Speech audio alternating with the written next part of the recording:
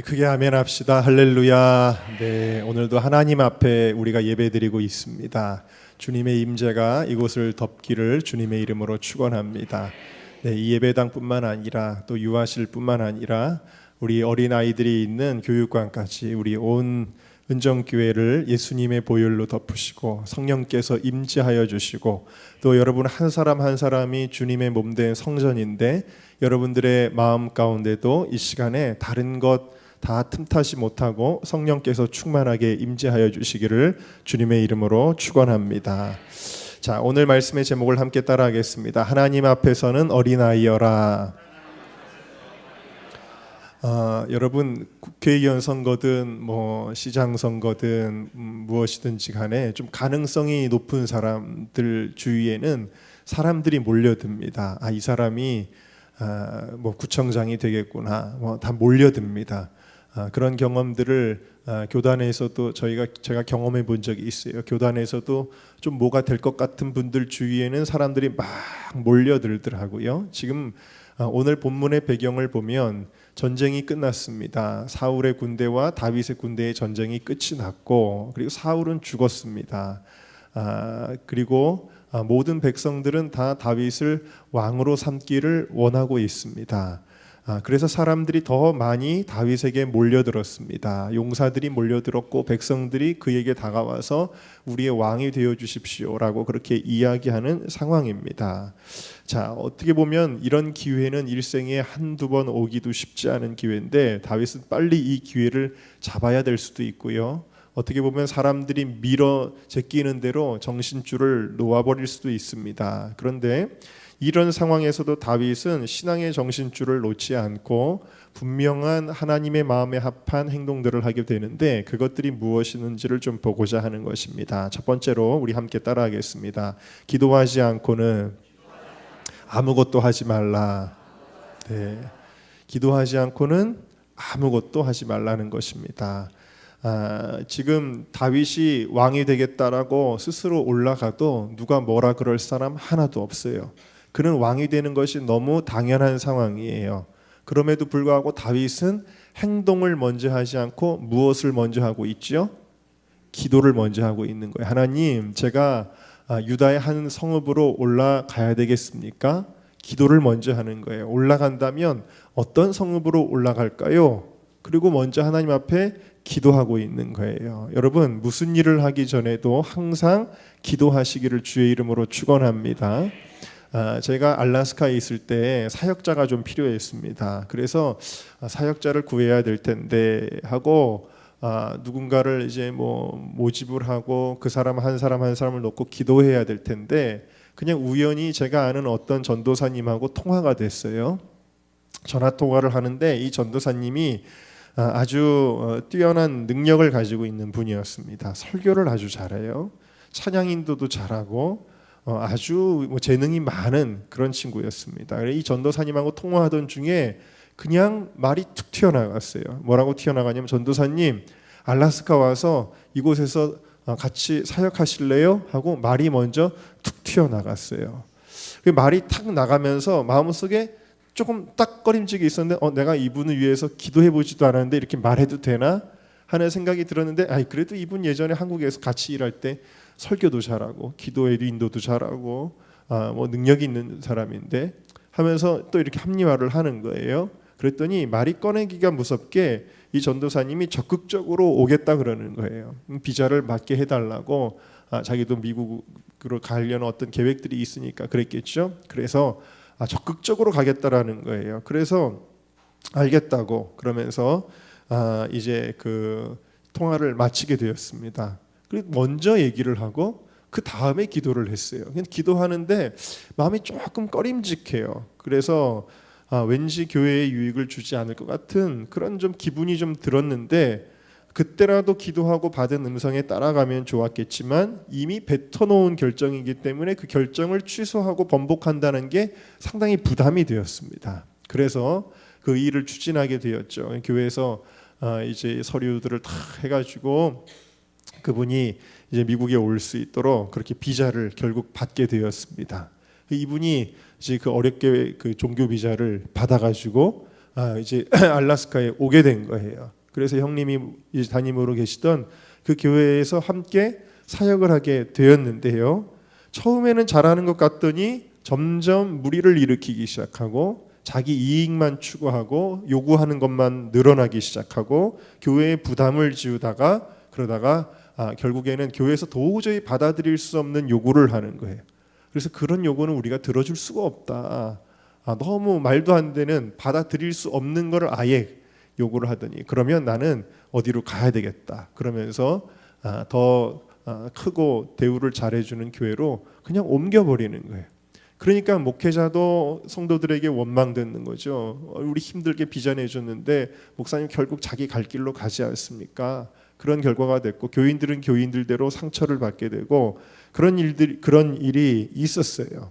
제가 후에 느낀 것이 무엇이었냐면 역시 기도하지 않고 결정한 일에는 문제가 생기는구나 라는 것을 느끼게 되었습니다. 여러분, 아무리 상황이 급하고 절박해도 기도하지 않고 결정하면 꼭 실수합니다. 우리가 그것을 기억해야 돼요. 성경에서도 기도하지 않고 행동을 먼저 했다가 잘못된 길을 가는 경우 참 많이 있습니다. 아브라함이 애굽으로 내려갔던 사건도 역시 기도하지 않고 큰일 날 뻔한 사건이었고, 여호수아 7장에 보면은 여리고성을 무너뜨리게 해주셨던 하나님이 아이성 전투를 돕지 아니하세요. 그래서 여호수아가 하나님 앞에 엎드려서 하나님 어찌하여 우리를 이곳에서 이렇게 전쟁에서 지게 하시고 더 이상 나아가지 못하게 하십니까? 그러나 그들에게 한 가지 문제가 있었어요. 그게 뭐냐면 하나님 앞에 기도하지 않았어요. 이까지다 아이성 3,000명 정도만 우리 군사를 일으켜서 치자 그랬던 거예요. 너무 쉽고 뻔한 일에 이와 같이 기도하지 않을 때가 많잖아요. 그런데 이와 같이 기도하지 않으면 꼭 문제가 생기더라는 이야기죠. 또 이스라엘 백성에게 여호수아 9장에 보면은 어느 기브온 거민들이 찾아오게 되는데 이들은 아주 멀리서 온 것처럼 다 헤어진 옷과 신발을 신고 그리고 다 곰팡이 썰은 그런 음식들을 들고 왔어요. 우리는 멀리서 왔는데 우리와 화친 조약을 맺읍시다 그러는 거예요. 여호수아가 딱 보니까 뭐 뻔해요. 이건 멀리서 온 사람들이에요. 그래서 화친 조약을 맺게 되어지죠. 그런데 나중에 알고 보니까 그 기브온 거민들은 바로 하나님께서 정복하라 명령하셨던 가나안의 거민들이었어요. 아주 가까운 곳에 사는 거민들이었는데 분장을 하고 쇼를 하고 여호수아에게 나왔던 거죠. 이와 같이 실수하게 된 원인을 성경은 분명히 기록하고 있는데 그것은 여호수아가 하나님께 묻지 아니하였더라. 이렇게 기록을 하고 있다라는 거예요. 여러분, 거림직해도 그냥 밀고 가면 꼭 나중에 후회한다는 거 기억하시기를 바랍니다. 스펄전은 뭐라 그랬냐면 기도하지 않고 성공했다면 성공한 그것 때문에 망한다 그랬어요. 기도하지 않고 결정하는 모든 것들은 좋은 게 없다라는 사실이에요. 다윗에게는 습관이 좋습니다. 다윗은 어떤 습관이 있냐면 먼저 하나님께 묻는 습관이 있었다라는 거예요. 사울에게 쫓길 때에도 사무엘상 22장 10절에 보면 자기가 어떤 길로 나아가야 될지를 일일이 묻고 있어요. 아히멜렉 선지자를 통해서 물었어요. 여러분들이 기도하고도 결정하기 어려울 때 목회자를 찾아오세요. 목회자와 상의하세요. 그 하나님을 의뢰한다라는 증거입니다. 제가 무슨 상담가도 아니고 제가 무슨 컨설팅하는 사람도 아니지만 그러나 여러분 목회자를 찾아와서 기도받는 것만으로도 여러분들이 하나님을 의뢰하는 거예요. 결정 다 지어놓고 통보하지 말고요. 보고하지 마시고 정말 목사님이 뭐라고 말씀하시는지 나도 그렇게 해야지라는 마음으로 그렇게 해야 됩니다. 이 사울에게 쫓길 때 다윗이 아히멜렉 선지자에 통해서 그렇게 하나님의 뜻을 물었어요. 또 블레셋과 싸울 때도 마찬가지입니다. 다윗이 하나님께 묻습니다. 내가 블레셋 사람에게 올라가리이까 저희를 내 손에 붙이시겠나이까 일일이 물으면서 나아가는 다윗의 모습을 볼 수 있는데 이와 같이 하나님 앞에 먼저 묻는다는 것은 두 가지를 의미해요. 첫 번째는 뭘 의미하느냐 함께 따라할까요? 하나님이 먼저다. 하나님 먼저요. 항상 뭘 하든지 하나님 앞에 먼저 아뢰고 먼저 여쭤보고 먼저 예배드리고 먼저 기도하는 거예요. 우리 하나님은 질서의 하나님이시기 때문에 먼저를 중요하게 여기세요. 그래서 먼저 그의 나라와 그의 의를 구하라 그랬거든요. 먼저가 중요해요. 여러분, 그래서 하나님이 우리에게 첫 열매를 요구하시는 거, 무슨 일을 하든지 항상 제사가 먼저 있었던 거, 그런 거, 이 먼저의 시당을 잘 지키면 하나님이 기뻐하십니다. 여러분, 제가 늘 얘기하지만 저희 부부는 밥 먹기 전에 항상 성경 구절을 먼저 먹습니다. 그러니까 한두 구절이라도 성경 구절을 먼저 읽어요. 그 다음에 밥을 먹는 거예요. 하루의 시작을 기도 없이 시작할 수가 없는 것입니다. 저희는 11조를 먼저 떼어놓고 하나님 앞에 드린 이후에 그 돈을 나머지를 사용을 합니다. 항상 하나님 먼저의 신앙으로 하는 거, 이것이 바로 신앙이다. 여러분, 우리의 모든 삶에서 이런 것들이 적용돼야 돼요. 예를 들면은 집에서 아버지가 숟가락 들기 전에 아이들이 막 먹으면요, 탁 숟가락 내려놔 해야 돼요. 왠지 아세요? 이것도 먼저의 신앙을 가르치는 것이기 때문이에요. 그냥 잘 먹는다 잘 먹는다 이러면 질서를 모르는 아이들이 돼버려요. 아버지가 숟가락 드셔야지. 이거 가르쳐야 되는 거예요. 교회에서도 마찬가지고요. 먼저의 신앙이 잘 된 사람이 바로 이 다윗이었고, 이게 없던 사람이 다윗과 대조되는 사울이에요. 사울은 상의하지 않고 묻지 아니하고 자기가 마음대로 제사 지내고 하나님께 묻지 아니하고 양과 소와 아말렉의 그 진멸해야 될 것들을 가져오고 그랬다라는 거죠. 두 번째로 이와 같이 하나님 앞에 먼저 묻는 것은 뭘 의미하는가? 함께 따라합시다. 하나님을 의지한다. 작고 사소한 일까지 묻는다는 것은 그 작고 사소한 것까지도 내 힘으로, 내 지혜로, 내 방법으로 하지 않고 하나님께서 도우심을 구한다라는 사실입니다. 네. 먼저 기도하지 않으면 탈이 나는 이유는 내가 주인이라는 뜻이에요. 내가 내 삶을 결정하고 내가 내 일로, 내 힘으로 한다라는 뜻을 가지고 있는 거예요. 그러면 내가 주인이 되시면 하나님은 살아계셔도 구경꾼이 되시는 겁니다. 여러분, 베드로가 밤새도록 물고기를 잡을 때 예수님 계셨어요. 근데 예수님은 주인이 아니라 구경꾼이셨어요. 예수님이 구경하실 때는요, 밤새도록 애를 쓰고 힘을 쓰고 노력을 다했는데도 물고기 단 한 마리도 못 잡은 것입니다. 근데 예수님께서 깊은 곳에 그물을 던져라 할 때 베드로가 내가 밤이 새도록 수고하여도 한 마리 못 잡았지만 말씀에 의지하여 그물을 내리리이다. 이건 뭐예요? 예수님 말씀에 순종하겠다라는 거예요. 누가 주인이에요? 예수님이 주인이시다. 예수님이 주인이 되는 순간 똑같은 현장에서 똑같은 어부들이 똑같은 그물을 내리는데 물고기를 잡는 역사가 일어나게 된 것입니다. 그러니까 여러분, 주님이 주인 되시게 하는 거, 그게 뭐냐면요, 바로 내 맘대로 하지 않고 주님께 기도하고 하는 것을 의미하는 것이다 라는 것이죠. 여러분, 하나님은 큰일, 어려운 일에만 주인이 아니라 우리가 큰일, 어려운 일만 기도할 때 많잖아요. 작은 일, 사소한 일, 쉬워 보이는 일에도 주인이 되셔야 합니다. 여러분, 우리 교회는 이런 기도의 습관이 잘 되어져 있는 줄로 믿습니다. 뭘 해도 기도하고 시작하고 기도하고 마무리하고, 성가대 연습하기 전에도 기도하시고, 예를 들어서 예배 드리기 전에도 여러분 기도로 준비하시고, 헌금 계수할 때도 기도하고 계수하고, 회의할 때도 기도하고 회의하고, 연습할 때 우리가 체육대회를 해도 기도하고 시작하고, 레크레이션을 해도 기도하고 시작하고, 무엇을 하든지 뭘 해야 되겠습니까? 기도해야 되는 것입니다. 네, 그래야지 하나님이 하나님의 뜻을 이루어 주시는 거예요. 그러므로 역설적으로 기도하지 않고서는 아무것도 하지 말아야 됩니다. 기도하지 않고서는 아무것도 아무리 급해도, 아무리 뻔해도, 아무리 당연해도 기도하지 않으면 불안해야 되는 거예요. 기도하지 않고서 막 행동하면 안 돼요. 그것이 당연한 거예요. 여러분, 그러므로 이제부터 기도 먼저 하시기를 주의 이름으로 축원합니다. 여러분의 자녀를 결혼시킬 때에 충분히 기도해야 됩니다. 며느리를 드리는데, 사위를 맞이하는데 하나님이 합당한 사람입니까? 청년들은 배우자를 선택할 때 기도해야 되는 거예요. 저도 결혼하기 전에 기도원에 올라가서 3일 동안 금식하면서 기도했어요. 왜? 내 일생을 걸린 문제인데요. 먼저 기도해야 되는 것입니다. 사업이나 직장을 결정할 때 그냥 환경과 조건과 사람들의 이야기를 듣고 결정하면 큰일 납니다. 기도하고 결정해야 되고요. 또 목회자에게 찾아가서 이야기 듣고 정말 이게 신앙적으로 맞는 일인지 그렇게 해야 되는 거예요. 저희 지금 홀리위크를 돕는 김상준 목사님이 얼마 전에 저희 청년 기도회 때 자기가 감동받았다 그러면서 이야기하시더라고요. 그게 뭐냐면 제가 이제 요즘에 목사님들을 많이 만나러 다니거든요. 어제도 저희 교회 부흥에 오셨던 말리언교회 이형노 목사님을 제가 찾아뵀었는데 항상 만남을 하기 전에 제가 청년들과 기도하는 걸 보는 거예요. 목사님하고 같이 기도했죠. 누구 만나기?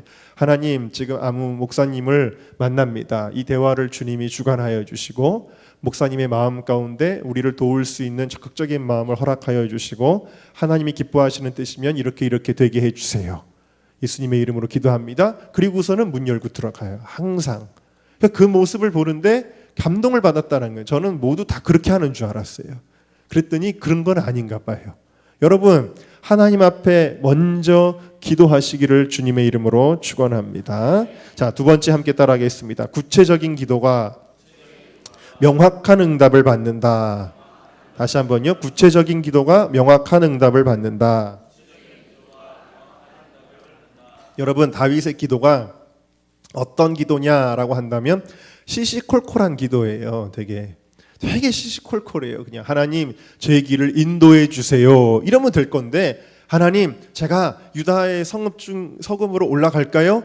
성읍으로 올라가면 어디로 갈까요? 서울로 갈까요? 안양으로 갈까요? 수원으로 갈까요? 인천으로 갈까요?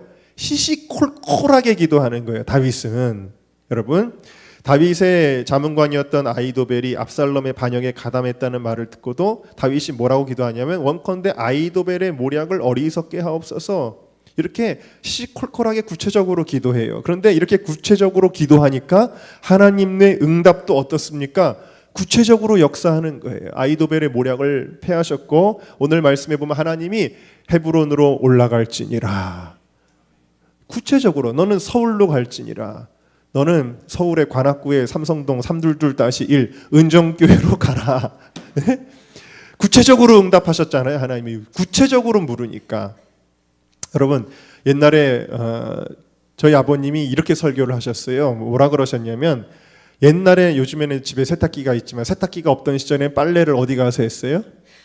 네, 내과에 가서 했죠. 네, 시내가에 가서. 그러면 빨래를 하러 갈 때 보따리에다가 이렇게 짐을 다 넣는 겁니다. 난닝구도 넣고 팬티도 넣고 외투도 넣고 다 이렇게 짊어지고 가가지고 그거를 빨래를 하는데 그냥 물에다가 한번 그 보따리를 푹 담갔다가 꺼내가지고 그냥 갈 수도 있는 거죠.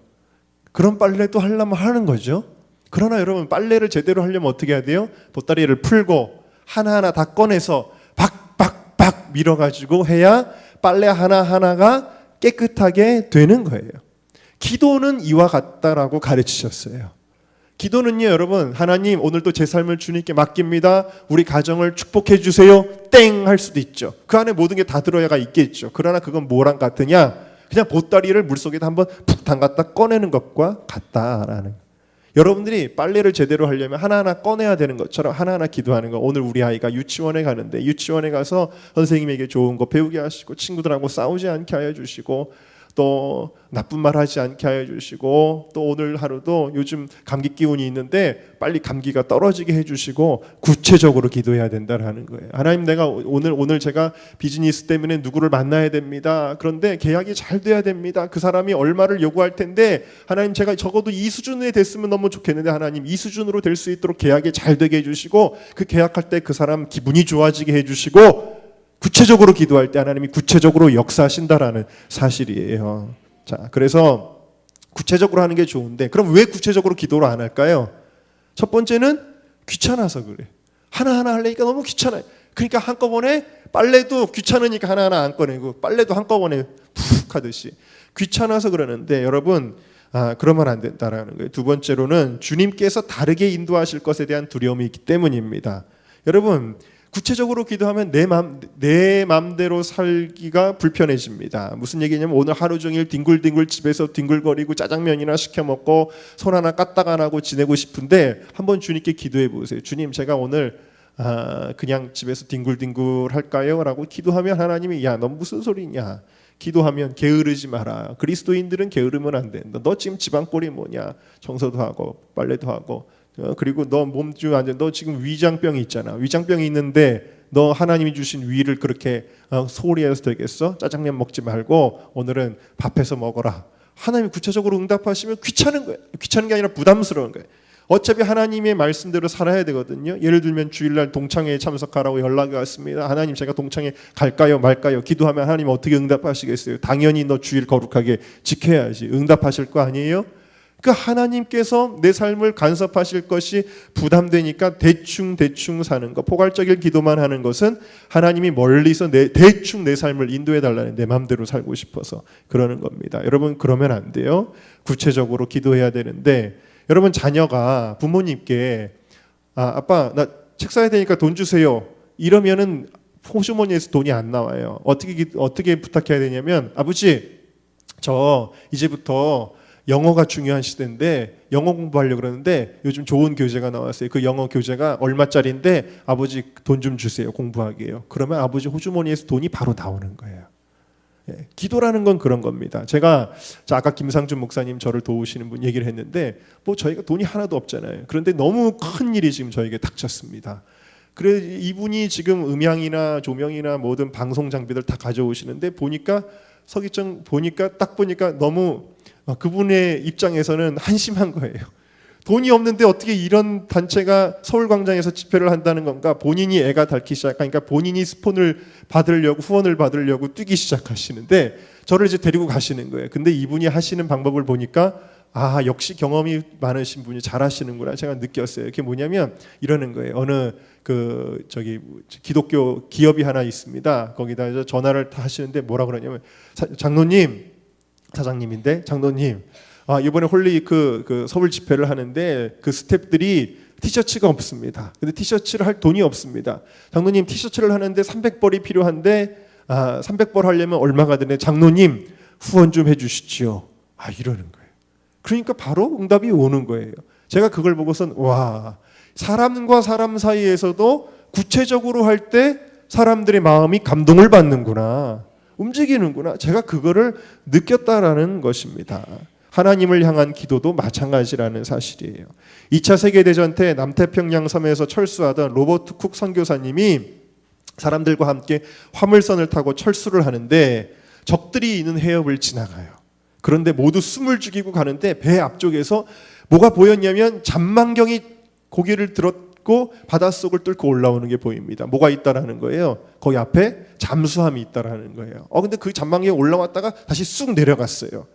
이건 뭐 어떤 상황입니까? 지금 바닷속 잠수함에서는 어딘가를 향해 포를 쏠 것인가를 의논하고 있을 거예요. 어떻게 이 배를 공격할 것인가를 의논하고 있을 거 아닙니까? 절체절명의 상황입니다. 그때 쿡 선교사님이 사람들이 우리 빨리 기도합시다. 그러면서 뭐라고 기도를 제안했냐면, 한 무리는 모터가 저 잠수함의 모터가 고장 나기를 위해 기도하십시오. 한 무리는 저 잠수함의 어뢰가 움직이지 못하게 해달라고 기도하십시오. 다른 무리는 잠수함의 키가 파열되게 해달라고 기도하십시오.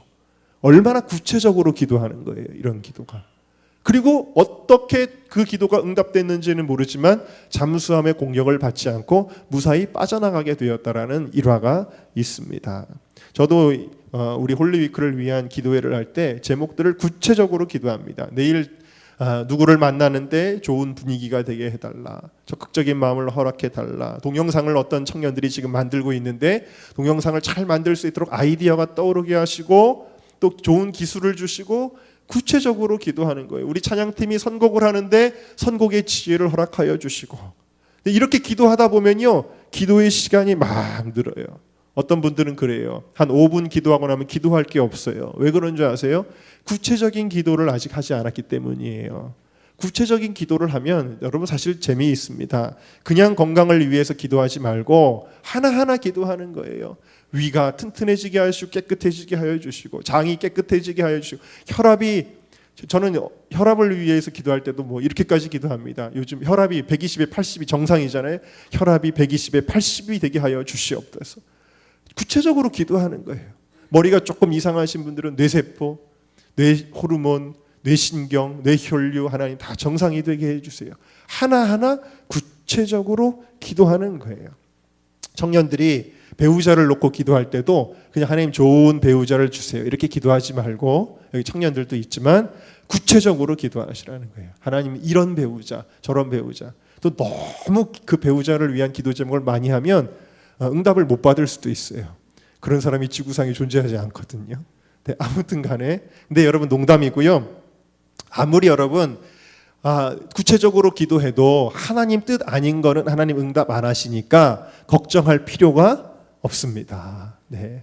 구하라 그러면 주실 것이요, 찾으라 찾을 것이요, 문을 두드리라 그러면 열릴 것이니, 그러면서 누구든지 자식에게 좋은 것을 줄 알거든. 하물며 자식이 떡을 달라면 누가 독을 주며 뱀을 주며 전갈을 주겠느냐, 이런 말씀들은 뭐냐면 우리가 잘못 구하는 건 알아서 걸러서 주신다라는 거예요, 여러분.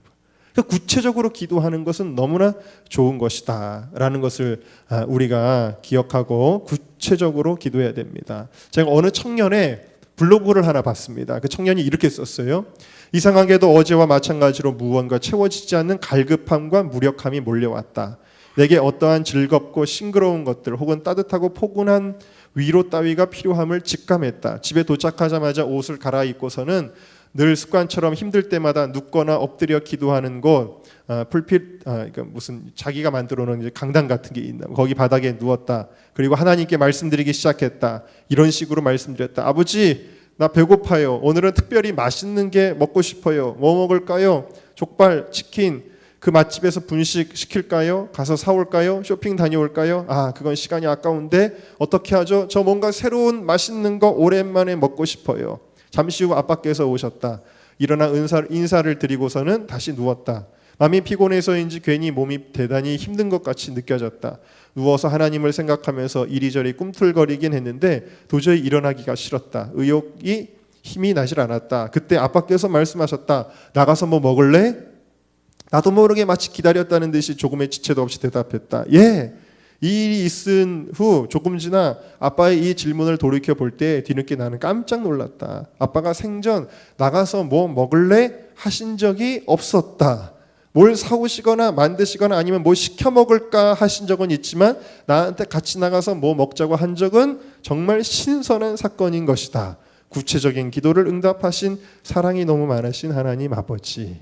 이 블로그에 어느 청년이 써놓은 글인데 여러분 우연이라고 생각할 수도 있겠지만 여러분 하나님과의 친밀함을 이렇게 쌓아가는 여러분들이 되시기를 주의 이름으로 축원합니다. 마지막으로 함께 따라하겠습니다. 하나님 앞에서는 어린아이여라.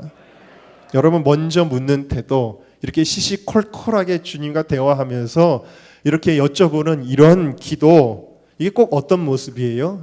다 큰 어른이 그게 뭐야? 그렇게 생각할 수도 있잖아요. 어린아이 같지 않습니까? 다윗의 모습이 어린아이 같지 않습니까? 다윗은 한 나라의 왕입니다. 위대한 왕입니다. 모든 사람들이 그 앞에 부복하는, 벌벌 떠는 왕입니다. 그는 뛰어난 지혜와 지식을 가진, 명철과 지혜를 가진 사람이었습니다. 그러나 그럼에도 불구하고 하나님 앞에서는 어린아이였습니다. 사무엘하 6장에 보면 이 다윗의 어린아이 같은 모습을 또 발견할 수 있는데, 그렇게 사모했던 법궤를 다시 왕궁으로 들여오는 순간 다윗이 춤을 덩실덩실 춥니다. 그때 다윗의 아내였던 미갈이 뭐라고 그랬냐면, 오늘날 어떻게 영화로우신지, 방탕한 자가 염치 없이 자기의 몸을 드러내는 것처럼 오늘날 그 신복의 계집종 눈앞에서 이스라엘의 왕이 몸을 드러내고 있구나. 그러면서 왕이 채통 없이 이게 뭐 하는 겁니까? 백성들 다 보고 있는데 지금 바지가 벗겨질 것 같은데 춤추고 있습니까? 라고 이야기를 합니다. 그때 다윗이 미갈에게 이렇게 이야기하죠. 이는 여호와 앞에 한 것이니라. 하나님 앞에 무슨 체면이 필요하며 무슨 채통이 필요하겠냐는 거예요. 하나님 앞에서는 어린아이가 될 것이다. 내가 여호와 앞에서 뛰놀리라. 내가 이보다 더 낮아져서 스스로 천하게 보일지라도 하나님이 나를 높여주시리라. 그렇게 고백을 하고 있습니다. 이 신앙을 솔로몬이 물려받았기 때문에 솔로몬이 왕이 되자마자 제일 먼저 하나님 앞에 했던 기도가 뭔지 아세요? 하나님, 저는 아이라. 출입할 줄을 알지 못하오니 이 많은 빼어난 백성을 이끌어갈 수 있는 지혜를 저에게 주시옵소서. 자신을 아이라고 고백을 하고 있는 거예요. 다 큰 어른인데 자기는 아이다라고 고백을 하고 있는 것입니다. 영어 성경에 보니까 But I am only a little child라 그랬어요. 나는 아주 작은 아이입니다. 여러분은 어떻습니까? 다 큰 어른입니까? 하나님 앞에서는 어린아이가 되십시오. 하나님이 그것을 기뻐하신다라는 거예요. 위대한 사람들일수록 어린아이들처럼 신앙생활 하는 거예요, 여러분. 교회 안에서 잘난 척하면 안 됩니다. 힘주면 안 됩니다. 어린아이가 되어야 하는 겁니다. 성결교단의 가장 존경받는 목사님이 이성복 목사님이라는 부흥사세요. 이분은 너무 어린아이 같으셔서 걸어가 다닐 때도 어떻게 걸어 다니시냐면 옆에 아무도 없는데 이러고 걸어 다니셨다는 거예요. 한 교단의 총회장을 지내신 분인데 이러고 걸어요. 왜 그러세요, 목사님? 예수님하고 같이 손잡고 가는 거야. 여러분, 이게 정신병입니까? 아니에요. 어린아이 같은 마음이거든요. 비 오는 날 웅덩이가 있는데 웅덩이를 피해 가야 되는데 자기가 웅덩이로 가요. 아유, 목사님 왜 웅덩이를 피해 가셔야죠? 웅덩이를 밟고 가세요. 그래야 내 옆에 가시는 예수님이 웅덩이를 안 밟으시잖아. 여러분, 예수님이 무슨 웅덩이에 발 젖으시는 분이세요? 그러면 이게 뭐예요? 위대한 부흥사의 어린아이 같은 마음이었다라는 사실입니다. 여러분, 저도 어린아이처럼 신앙생활 하려고 노력을 많이 합니다. 예를 들면은 어제도 이제 새벽까지 교회에 있다가 집에 갈 때 항상 뭐라고 기도하냐면 이제 교육관에 들어갑니다. 집에 가기 전에 교육관에 들어가서 그냥 하나님 앞에 하나님 안녕히 계세요. 좀 이따 뵐게요. 그리고 갑니다. 여러분, 웃기잖아요. 하나님 어디나 계시죠? 제가 집에 가도 계시죠? 그러나 여러분, 그냥 제 마음이에요. 그냥 하나님 앞에 하고 싶은 거예요. 어린아이처럼 하나님 안녕하세요. 하나님 안녕히 계세요. 막 이렇게도 합니다. 제가 어린아이처럼 그렇게 신앙생활할 때 하나님이 오히려 높여주시고 존귀하게 하신다. 제가 얼마 전에 시집을 냈는데 그 시집에 어린아이가 되고 싶다라는 시가 있습니다. 하나님 앞에서 아주 어린아이가 되고 싶다. 아무리 큰 실수를 해도 받아들여지는 어린아이가 되고 싶다. 아무리 땡깡을 부려도 밉지 않은 어린아이가 되고 싶다. 그렇게 울다가 지쳐 잠들면 그만인 어린아이가 되고 싶다. 나이 30이 넘은 아이, 아무도 몰래 투정 부린 나는 창피한 줄도 모르고 살짝 행복하다. 이런 시입니다. 여러분, 하나님 앞에 어린아이가 되는 건 행복한 거예요. 네. 순수한 마음으로. 제가 간증 많이 드렸었지만 제가 방언받은 계기가 뭐였냐면 뉴욕에서 목회하시는 이강 목사님이라는 분이 알래스카에 부흥회를 오셨는데 그때 제가 어떤 속상한 마음이 있어서 하나님 저 오늘 꼭 방언 받으면 하나님 나와 함께 하신다는 증거로 믿겠습니다. 그랬어요. 근데 아시다시피 제가 의심이 되게 많은 사람이었는데 막 부흥사들이 할렐루야 할렐루야 이렇게 막 시키면 방언 받게 하고 이런 거 되게 싫어했거든요. 저게 무슨 사기다 막 이렇게 생각했는데 그날도 방언 받기 원하는 사람 나오라 그러는데 제가 제일 먼저 총알까지 튀어나갔어요.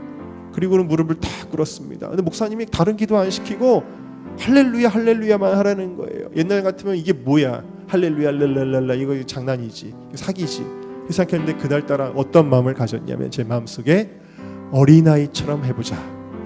어른들이 시키면 아이들은 다 하잖아요. 어린아이처럼 해보자. 그리고 목사님이 시키는 대로 할렐루야 할렐루야 기도만 했는데 갑자기 마음이 뜨거워지더니 성령께서 제 혀를 움직이기 시작하는 방언을 받았어요. 그 늦은 나이에. 여러분, 어린아이 같이 하는 것은 너무 귀한 거예요. 오늘도 주님은 어린아이를 찾고 계세요. 주님 앞에 솔직한 마음으로, 순진한 마음으로, 겸손한 마음으로, 사모하는 마음으로, 그리고 시시콜콜해도 주님과 일일이 다 교제하고 아뢰는 그런 믿음으로 나아가는 저와 여러분 되시기를 주님의 이름으로 축원합니다.